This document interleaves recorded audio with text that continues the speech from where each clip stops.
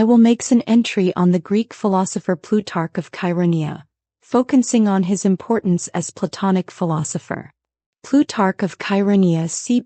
45 120 ad. Was a Platonic philosopher, historian, and essayist. He is best known for this work's Parallel Lives, a comparative biography of famous Greek and Roman figures, and Moralia, a collection of essays on ethics, philosophy, and other topics.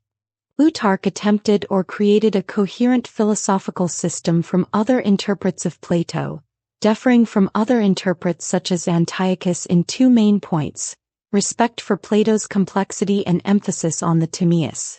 Plutarch recognizes both the skeptical and aporetic aspect, which are full of doubts and questions, present in Plato's dialogues, as well as the doctrines that seem to be defended by Plato through his characters, such as Socrates.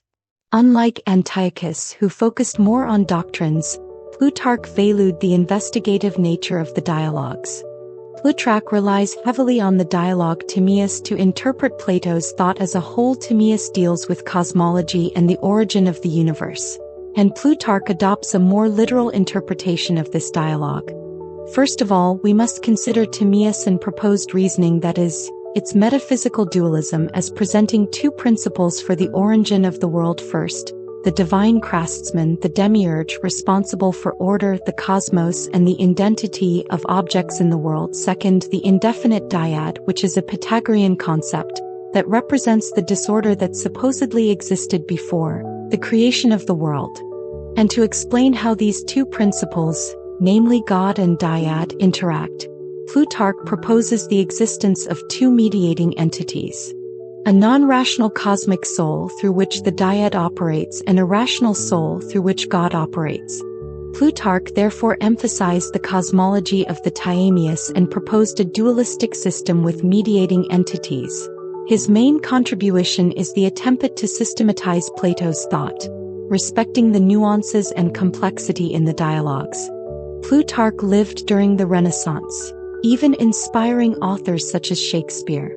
In different dialogues, Phaedos and Timaeus, apparently contradictory ideas are present, and about the soul being uncreated of created. Plutarch resolves this contradiction by arguing that the soul of the sensible world is created only in the sense that God makes it rational. Before that, it existed as a non-rational entity. Plutarch is sensitive to the question of how we acquire knowledge, and he bases his argument on the interpretation of Plato's epistemology defended by the Skeptical Academy. The Epo argues that the best way to avoid hasty opinions is through the suspension of judgment, that is, instead of affirming something as absolute truth, we should maintain a posture of doubt and questioning. With this, Plutarch argues against the Stoic view that the suspension of judgment would lead to inaction, and against the Epicurean view that sensory experiences are always true. Plutarch was a critic of Stoicism and an Epicureanism. He argued against the Stoic view of the suspension of the judgment and the Epicurean view that sensory experiences are always true. He makes a distinction between perception, impulse, and assent. He distinguishes these three movements of the soul, argued that the suspension of judgment does not affect perception or impulse, but rather assent, that is, the acceptance of an opinion as truth, knowledge, and action. It is possible that the suspension of judgment does not prevent action, but rather frees us from making mistakes and leads us to the Sirach for more solid knowledge. This opinion is defended by an entire theological framework. Plutarch recognized the limitations of the senses in achieving perfect knowledge, arguing that they only provide us with information about the sensible world, which is a world of appearances. To achieve perfect knowledge of the intelligible, which is the world of ideas, the duality of knowledge and the nature of the soul, Plutarch proposes a clear division between the sensory faculty, which is linked to the body, and the sensible world and the world of ideas. The soul has a part that transcends the body and has direct contact with the world of ideas. This part of the soul is responsible for intellectual knowledge. Incarnation in turn limits access to intelligible knowledge, but does not completely prevent it. Anamnesis and intelligible knowledge. The theory of anamnesis, present in Plato and taken again by Plutarch, suggests that the soul already had contact with the world of ideas. Thus intellectual knowledge would be is a certain way, a reminiscences of the previous contact. Intelligible knowledge, obtained through anamnesis, is considered superior to sensible knowledge, since the latter is limited to opinion and conjecture. The suspension of judgment in the epiche is fundamental for progress in knowledge. By suspending judgment, we free ourselves from opinions and selfishness, paving the way for the search for truth. Plutarch presents Socrates as a model to be followed in the search for truth. The Socratic method of elenchus, which consists of questioning the opinions of others, aims to purify the soul and bring it closer to the truth. Plutarch's Socratic academic epistemology is not limited to a superficial application of Socratic principles, but rather a deep investigation of the nature knowledge.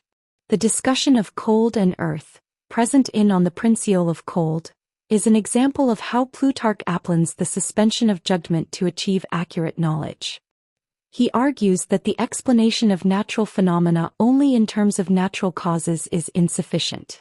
For him, it is also necessary to seek a metaphysical explanation, which takes into account the existence of an ordering and intelligent principles, that is, God the forms.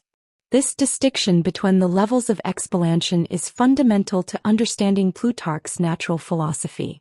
In both theology and philosophy, by suspending judgment, we free ourselves from prejudices and preconceived opinions, allowing reason to investigate freely. Plutarch relates the suspension of judgment to piety. When investigating the divine, we must maintain an attitude of humility and respect, recognizing the limits of human knowledge, of human reason. The Greek philosopher sought to construct a coherent cosmogony based on Plato's work, proposing a complex and rich vision of the origin and nature of the cosmos. He defended a literal reading of the cosmogony described in the Timaeus, understanding that the world had a temporal beginning. This interpretation contrasts with of other Platonic philosophers who saw creation as a continuous generation. Plutarch attributes a central role to the creation and organization of the cosmos. The soul is seen as an entity prior to the sensible world, responsible for giving life and movement to all reality.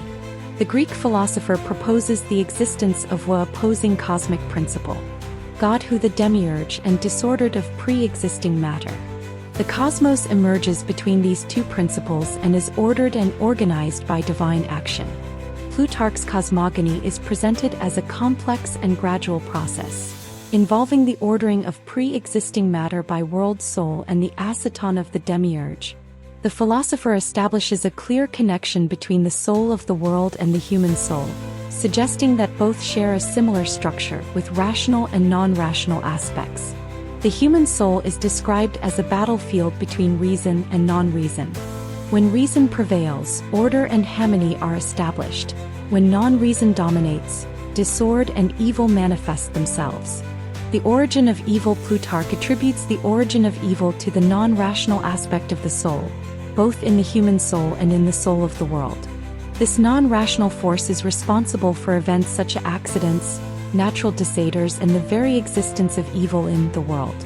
God, as the divine principle, is seen as pure and perfect. Matter in turn is considered impure and disordered, requiring the action of the soul to be organized and transformed.